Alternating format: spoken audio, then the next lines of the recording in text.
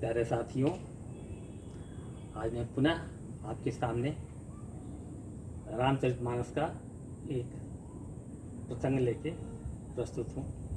कृपया सुनिए और आनंद विभोर होइए। जय।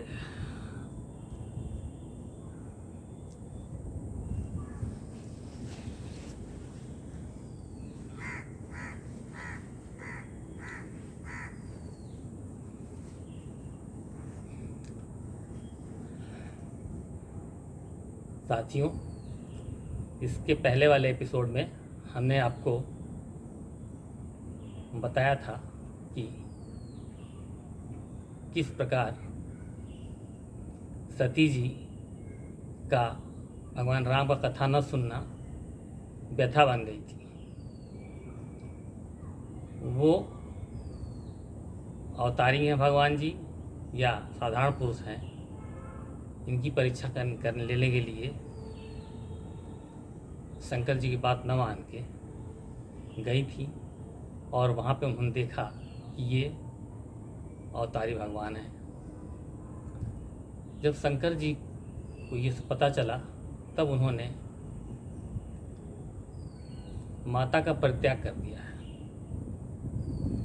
उन्होंने देखा कि सती जी माँ सीता का वेश बनाकर उनकी परीक्षा लेने चली गई हैं। इस बात को सुनकर उन्हें बहुत कष्ट हुआ और उन्होंने मन ही मन सती का परित्याग कर दिया। लेकिन सती से कुछ नहीं कहा उन्होंने। सती उनसे पूछती रही। सती को भी पता था कि मेरा परित्याग हो गया है, अब मुझे ये पत्नी स्वीकार नहीं कर रहे हैं। उसके बाद वो चले गए थे 87,000 वर्ष तपस्या में। इसके पहले मैं छोटा सा एक प्रसंग सुना देता हूँ। एक बार शंकर जी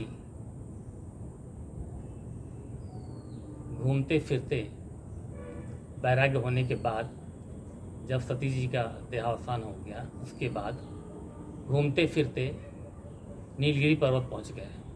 वहाँ काकभूषुंडी जी कथा सुना रहे थे। किसको? गरुड़ जी को। मेन श्रोता गरुड़ जी थे और बहुत सारे पशु पक्षी ऋषि मुनि वहाँ थे। भगवान भी अपना हंस का रूप धारण करके वहीं चुपके से शंकर जी बैठ गए और काकभूषुंडी जी द्वारा कही जाने वाली कथा उन्होंने अच्छी तरह सुना। पूरी राम कथा उन्होंने सुना। उनको राम के चरणों में बहुत अनुराग है शंकर जी को। वही कथा शंकर जी ने पार्वती जी को सुनाया है। जब सती के बाद पार्वती जी से शादी उनकी हुई तो वही कथा उन्होंने पार्वती जी को सुनाया है। तो इस रामचरितमानस में जो भी कथा है वो पहले काकभूषुंडी जी ने गरुड़ जी को सुनाया है और फिर शंकर जी ने पार्वती जी को सुनाया है। वही कथा प्रयागराज में याज्ञवल्क्य जी ने सुनाया है मुनि को।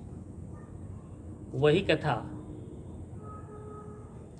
तुलसीदास जी ने इस रामचरितमानस में लिखा है।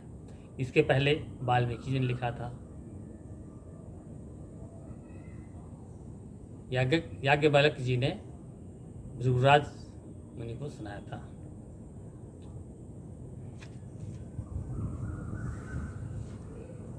अब चलिए आगे चलते हैं।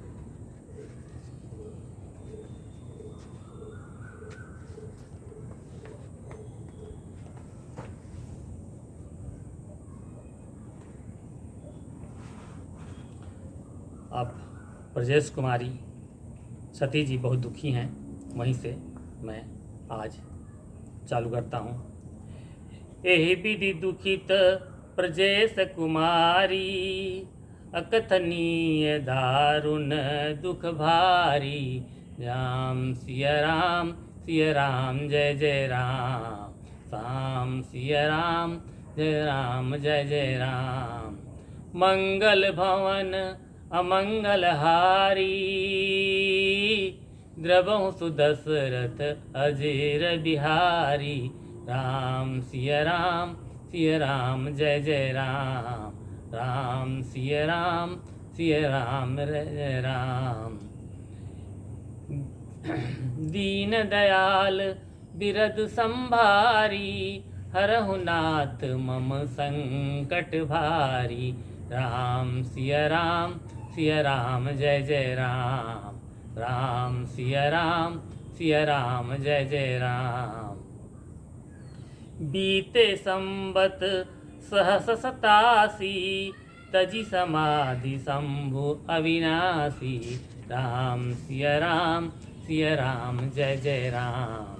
राम सिया राम जय जय राम। राम नाम शिव सुमिरन लागे, जानेहु सती जगत पति जागे। राम सिया राम जय जय राम। राम सिया राम जय जय राम। जाई शंभु पद बंदन किन्हा, सन्मुख शंकर आसन दिन्हा। राम सिया राम जय जय राम। राम सिया राम जय जय राम। लगे कहन हरि कथा रसाला, दक्ष प्रजेश भय तेहि काला। राम सिया राम जय जय राम। राम सिया राम जय जय राम। देखा विधि विचार सब लायक, दक्ष ही किन्न प्रजा पति नायक। राम सिया राम जय जय राम। राम सिया राम जय जय राम। बड़ अधिकार दक्ष जब पावा, अति अभिमान हृदय तब आवा। राम सिया राम जय जय राम। राम सिया राम जय जय राम। नहीं को अस जन्मा जग माही, प्रभुता पाई जाहि मद नाही। राम सिया राम जय जय राम। राम सिया राम जय जय राम। अब जब शंकर जी कैलाश में लौट कर आए तो 87,000 वर्ष समाधि में चले गए। उनको इतना कष्ट था कि वो अपने प्रभु का परीक्षण बर्दाश्त नहीं कर सके जो माता सती ने किया था, और उन्होंने मन ही मन में उनका परित्याग कर दिया था। जब 87,000 वर्ष बाद उनका संन्यास टूटा, तब उन्होंने आँख खोलते ही राम नाम का जप करना चालू कर दिया। तब उसी समय माता सती ये समझ पाई कि शंकर जी अब समाधि से जग गए हैं, और उनके पास वो बैठ के उनका इंतज़ार कर रही थी कि अब ये कुछ हमसे बोलेंगे। लेकिन वो अपना हरिकथा में ही मग्न थे। फिर शंकर जी ने सती को अपने बामंग में नहीं बैठाया, उनको उन्होंने सामने आसन दिया। आप माता आप यहाँ सामने विराजिए। अब सती जी अच्छी तरह समझ गई मेरा परित्याग हो चुका है। उनका मन बिल्कुल अब संसार में नहीं लग रहा है। इसके पहले उन्होंने राम जी का स्मरण किया है और राम जी से कहा है कि अब कोई ऐसा उपाय करिए कि मेरा मरण हो और मैं इस दुख के साथ अब और जिंदा नहीं रह सकती। जिसका पति ने परित्याग कर दिया हो, उस स्त्री की मनोदशा काफ़ी दयनीय हो जाती है। वही दशा सती जी की हुई है। उधर क्या हुआ कि जब ब्रह्मा जी ने देखा कि दक्ष हमारे काफ़ी लायक पुत्र हैं, तो उन्होंने उनको प्रजापतियों का राजा बना दिया।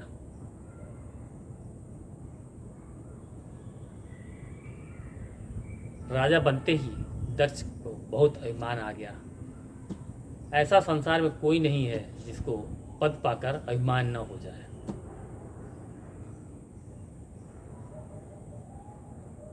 हम तो सरकारी विभाग में रहे हैं, जहाँ एक प्रमोशन होता था तो अपने दोस्तों को भी लोग भूल जाते थे कि मैं तो ऊंचे आसन में आ गया हूँ, अब इनसे कौन बात करे, इत्यादि इत्यादि।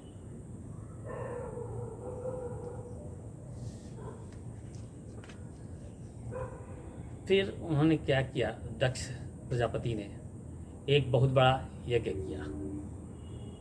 यज्ञ में उन्होंने सभी को न्योता दिया, सभी को इन्विटेशन दिया, सभी को बुलाया, लेकिन शंकर भगवान को उन्होंने नहीं बुलाया, क्योंकि शंकर जी से वो बैर रखते थे। बैर का कारण क्या था? एक बार ब्रह्मा जी ने सबकी सभा बुलाई, सभी देवता उसमें आए और दक्ष प्रजापति उस सभा के सभापति बनाए गए थे। तो सबके आते ही केवल ब्रह्मा जी और शंकर जी को छोड़ के सभी देवता राजा सब खड़े हो गए, उनका अभिवादन करने लगे। उस समय दक्ष को बहुत खराब लगा कि उनके दामाद शंकर जी, जो एक पुत्र के समान होता है वह दामाद, वो खड़े नहीं हुए, उन्होंने मेरा आदर नहीं किया। उन्हें बहुत उल्टी पुल्टी चीज़ें बताई, बोली उनके बारे में। ये तो हमेशा नरमुंडों की माला पहने रहता है, श्मशान की राख लगाए रखता है, भूत पिशाचों में रहता है, इसकी बुद्धि इसीलिए वैसी ही हो गई है, जिसके साथ रहता है वैसी बुद्धि हो गई है। तो सत्संग में भी यही होता है, अगर आप संगति अच्छे लोगों के साथ है तो आपके विचार अच्छे होंगे, और कुछ संगति है तो आप विचार उसी तरह के होंगे। इस तरह दक्ष उनसे काफ़ी खफा रहते थे, और उनको ये दिखाने के लिए कि देखो मैं कितना बड़ा प्रजापति हूँ और तुम हमारे सामने कुछ भी नहीं हो, उन्होंने यज्ञ किया और उनको नहीं बुलाया। अब जो देवता लोग जा रहे थे, उनका मार्ग कहीं और से भी हो सकता था, लेकिन वो भगवान को और सती को चढ़ाने के लिए कैलाश के ऊपर से ही गुजर रहे थे। सभी पत्नियां विमानों पर चढ़ चढ़ के श्रृंगार करके उन पतियों के साथ बातचीत करती हुई दक्ष प्रजापति के यज्ञ में जा रही हैं। सती जी ने पूछा शंकर जी से, ये देवगण कहाँ जा रहे हैं? ये पत्नियां सज धज के कहाँ की तैयारी में हैं? तब शंकर जी ने बताया कि तुम्हारे पिताजी यज्ञ कर रहे हैं, उस यज्ञ में ये लोग जा रही हैं।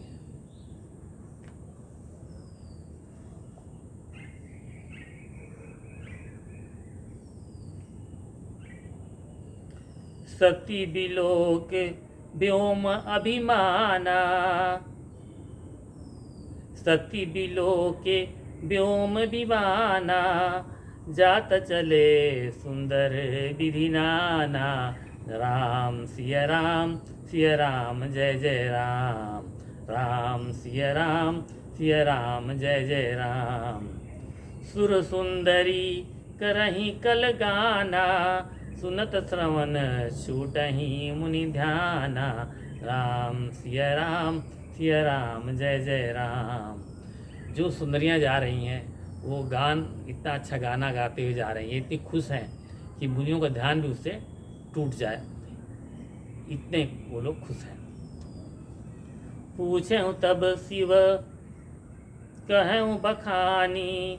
पिता यज्ञ सुनी कछु हरसानी। जो महेश मोहि आयस देही। कछु दिन जाई रहो मिस एही। राम सिया राम जय जय राम। राम सिया राम जय जय राम।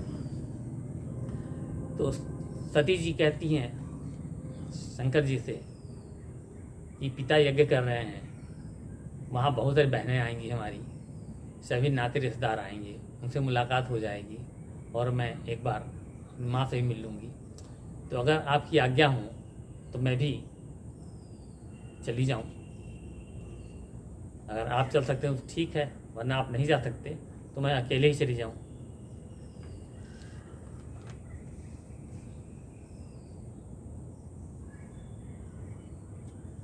पिता भवन उत्सम परम जो प्रभु आयस होय। तो मैं जाऊं कृपायतन सादर देखन सोई। पिता के घर पे यज्ञ हो रहा है, अगर आपकी आज्ञा हो तो मैं जाकर देखाऊं।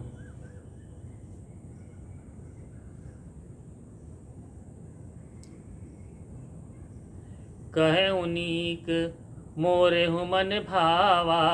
यह अनुचित नहीं न्योत पठावा। दक्ष सकल निज सुता बोलाई। हमरे बरुत जहूँ तुमहूँ बिसराई। राम सिया राम जय जय राम। राम सिया राम जय जय राम। जब सती ने जाने की बात कही तब शंकर जी ने उनको समझाया कि देखो पिता के यहाँ यज्ञ हो रहा है, तुम्हारी बात अच्छी है, तुम्हें जाना चाहिए, मगर उन्होंने हमको न्योता नहीं दिया है। सबको तो उन्होंने बुलाया है लेकिन हमको न्योता नहीं दिया। तुम्हारी सभी बहनों को बुलाया है और मेरे कारण तुम्हें वो बिसरा गए हैं, भूल गए हैं। यद्यपि मित्र प्रभु पितु गुरु गेहा। जाइए बिनु बोलहूँ न संदेहा। तदपि विरोध मान जह कोई। तहाँ गए कल्याण न होई। राम सिया राम जय जय राम। राम सिया राम जय जय राम। यद्यपि मित्र, भगवान, पिता और गुरु के घर बिना बुलाए ही जा सकते हैं। ये 4 स्थान ऐसे हैं जहाँ हम बिना बुलाए ही जा सकते हैं और जाना भी चाहिए, क्योंकि सभी परम आदरणीय हैं। लेकिन इसमें कोई संदेह नहीं कि जाना चाहिए, लेकिन उन्होंने जानबूझकर हम लोगों को नहीं बुलाया है और वो मुझसे इतने खफा हैं जिसके कारण उन्होंने तुम्हें भी नहीं बुलाया। भांति अनेक शंभु समझावा। भावी वस्तन ज्ञान उर आवा। राम सिया राम जय जय राम। राम सिया राम जय जय राम। भगवान शंकर ने उनको बहुत तरह समझाया, बहुत समझाने की कोशिश की कि जाना उचित नहीं है और वहाँ मत जाओ अभी, क्योंकि उत्सव में अगर न बुलाया जाए तो उसमें जाना ठीक नहीं है। लेकिन सती के मन में उनकी बात समझ में नहीं आई। फिर अगर आप किसी को बहुत सारा समझाते हैं, बुझाते हैं, 1 बार समझाइए, 2 बार समझाइए, 3 बार समझाइए कि ये काम ऐसे नहीं ऐसे करो, ऐसे नहीं वैसे करो। अगर 3 बार वो नहीं समझता है तो फिर आप उसको समझाना छोड़ दीजिए, उसको अपने ऊपर करने दीजिए, जो होगा वो देखा जाएगा।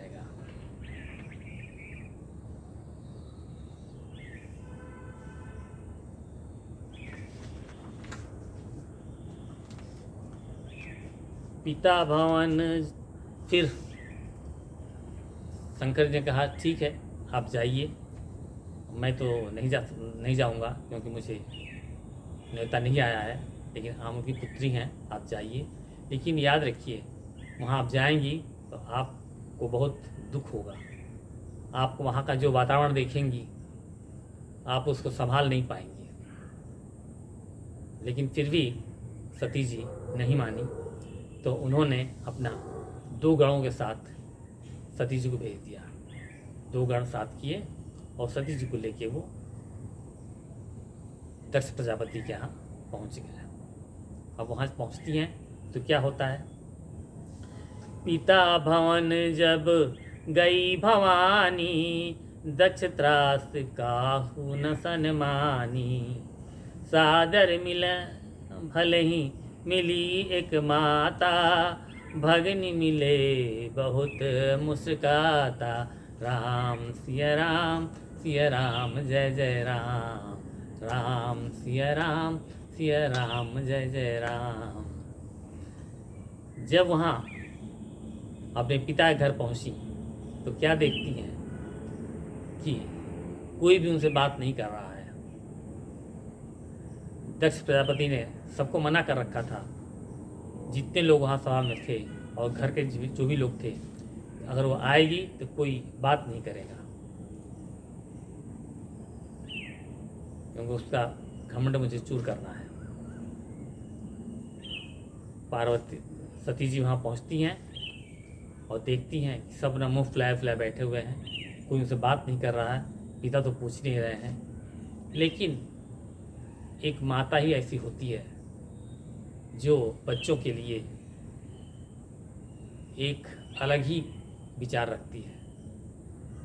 माता ने जब देखा कि मेरी पुत्री आई हुई है तो दौड़ के गई और उनको गले में मिली और काफ़ी प्रेम से उन्होंने हालचाल पूछा और उन्होंने कहा तुम्हारे पति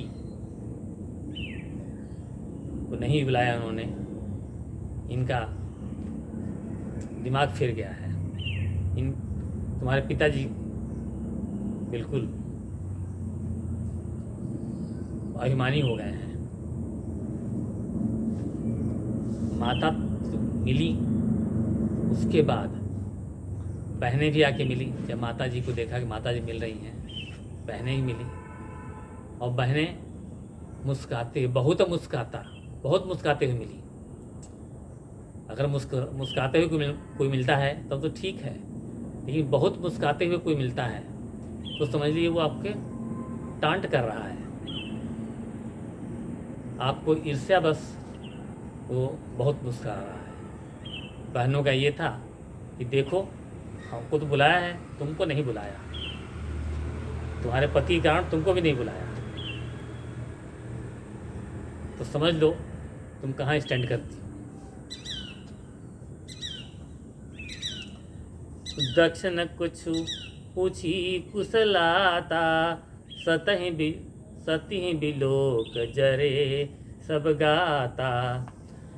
सती जाई देखहूँ तब जागा, कतहु न दीख शंभु कर भागा।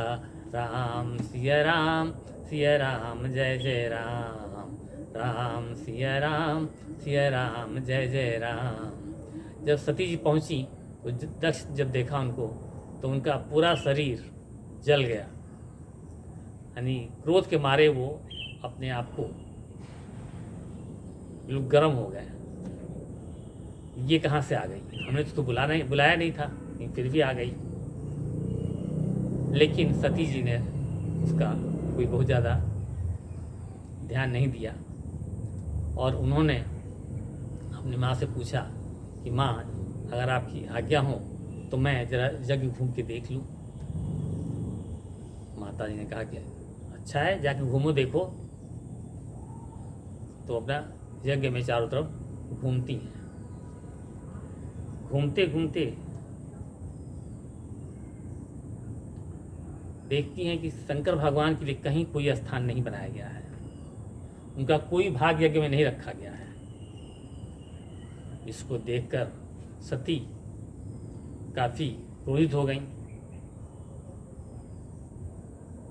और ये आज भी है, पत्नियां अपने पति को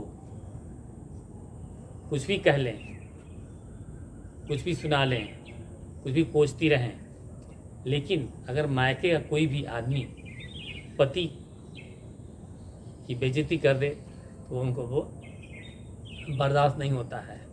वो कुछ न कुछ उल्टा पुल्टा उसको बोल ही देती हैं, चाहे उसके पिता ही क्यों ना हो, भाई ही क्यों ना हो, भौजाइयों और बहनों की बात ही छोड़िए। यही हुआ जब उन्होंने पूरा देखा यज्ञ में उनकी कहीं पे शंकर भगवान के लिए स्थान नहीं दिया गया है। सभी लोग बैठे हुए हैं, सभी अपना उनको देख देख के मुस्कुरा रहे हैं, तुम्हारे पति को तो बुलाया नहीं गया।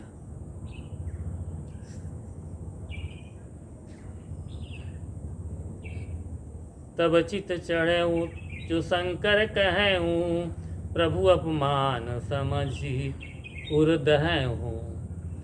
तब उनको याद आया जो शंकर जी ने कहा था कि तुम जाओगी तुम्हारा अपमान होगा।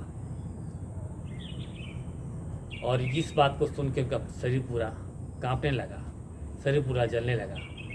और शंकर जी भी जब वो आ रही थी तो शंकर जी अपने मन में समझ लिए थे कि अभी मेरा इनका आखिरी मिलन है, अभी सती जी हमारे पास लौटेंगी नहीं। उन्होंने पहले से ही देख लिया था क्या होने वाला है। फिर भी सती जी अपना चली आई।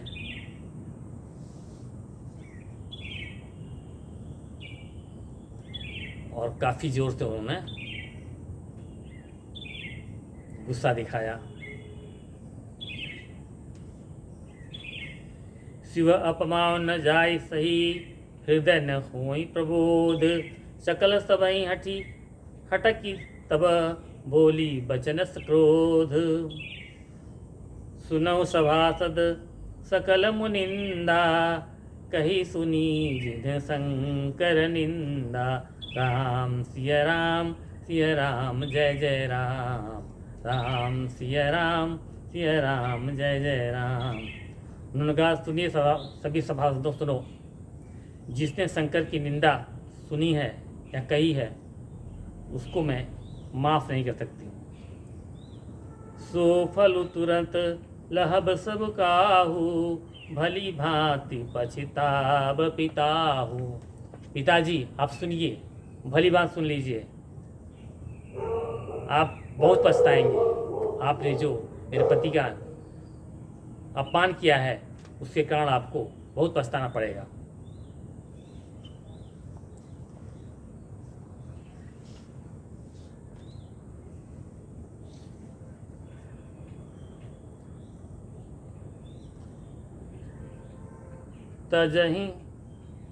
तजहु तुरंत देह तेहि हेतु, उरधरि चंद्र मौल वृष केतु।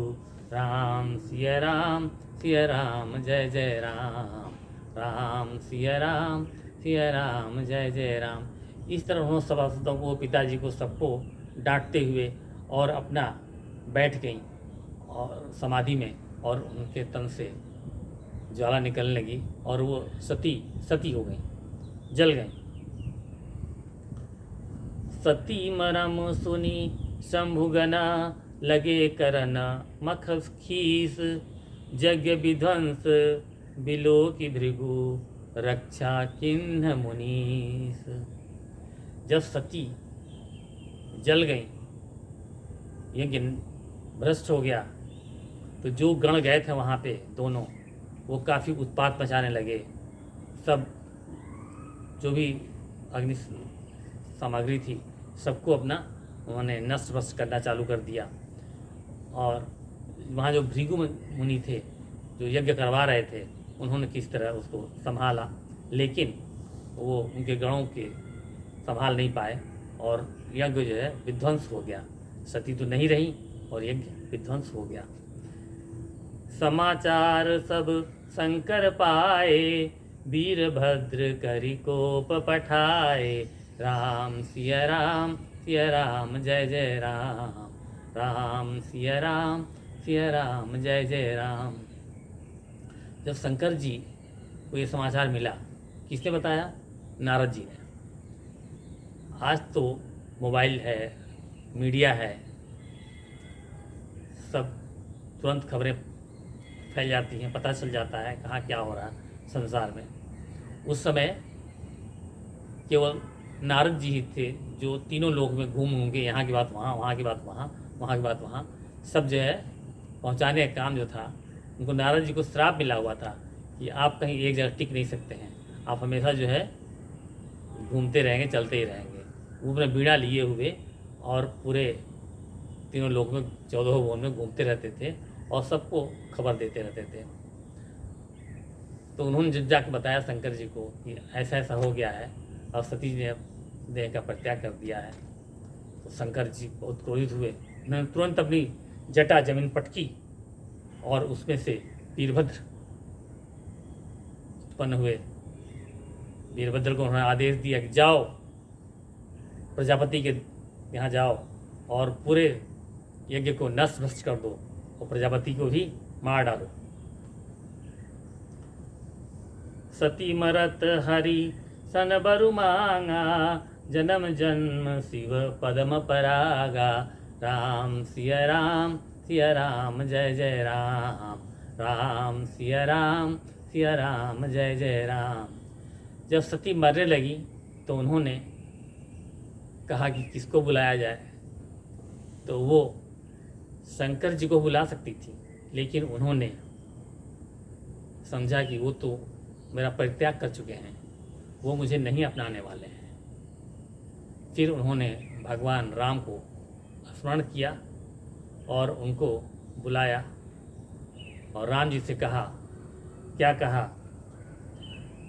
सती मरत हरि सन बरु मांगा, जन्म जन्म शिव पदम परागा। हे राम जी, मैं आप ही की दोषी हूँ। आप मुझे ये वर दीजिए कि जन्म जन्म तक जितना मेरा जन्म हो, मैं हमेशा शंकर जी की पत्नी बन के रहूं। सती के मरने का कारण भी था। उन्होंने जो गलतियां की थी, पहली गलती रामचंद्र जी को अवतारी न मान के उनकी परीक्षा लेना, फिर आके शंकर जी को झूठ बोल के बताना कि मैंने परीक्षा नहीं लिया, जैसे तुम प्रणाम करते हो वैसे हमने प्रणाम किया। फिर उसके बाद अपने पिता के घर आना, शंकर जी की इच्छा न रहते हुए भी पिता के घर आना, ये सब उनकी ग्लानि अंदर से चल रही थी सती के। तो उन्होंने ये समझा कि अब इतनी मैं गलतियां कर चुकी हूँ, अब मुझे संसार में रहने लायक मैं नहीं हूँ। ये सोच के उन्होंने, एक बहाना ही मिल गया कि मेरे पति का अनादर हुआ है, उन्होंने अपना देह त्याग दिया और भगवान राम को याद करके उन्होंने ये मांगा कि मुझे जन्म जन्मांतर तक शंकर जी की पत्नी बनूं।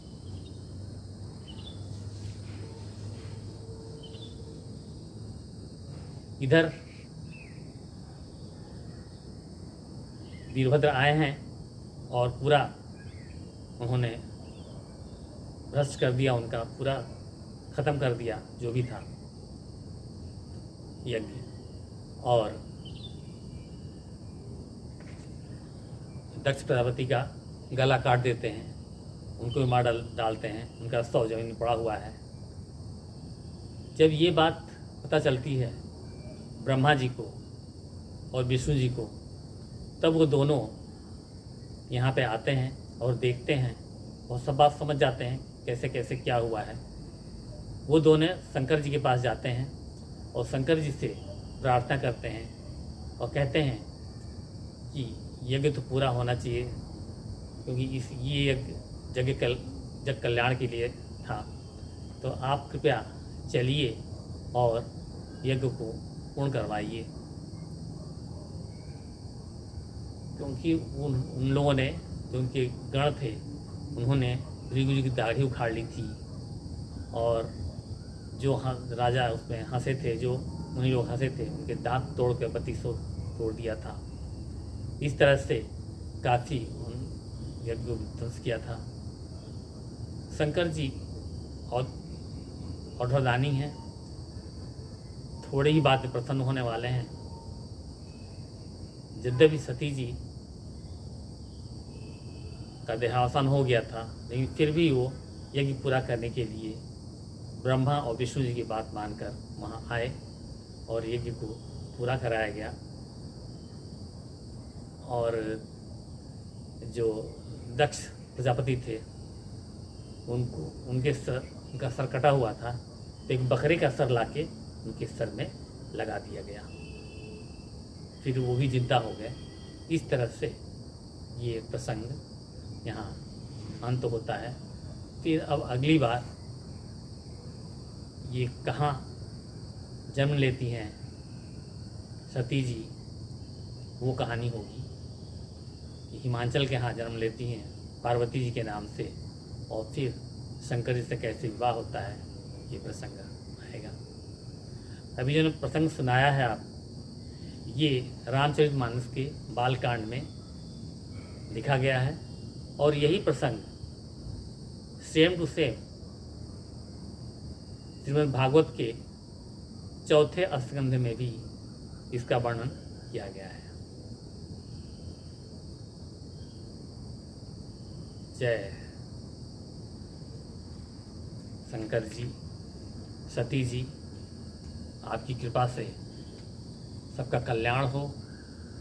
हे रामचरितमानस, हे रामचंद्र जी, सीता जी, लक्ष्मण जी इत्यादि सबका कल्याण करें। और अगली बार आप इंतज़ार करिए कि मैं कुछ और इसी तरह का वीडियो लेके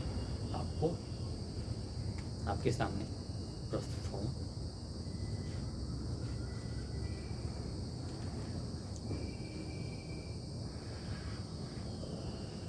साथियों, आपको बहुत बहुत धन्यवाद इस वीडियो को देखने के लिए। थैंक्स।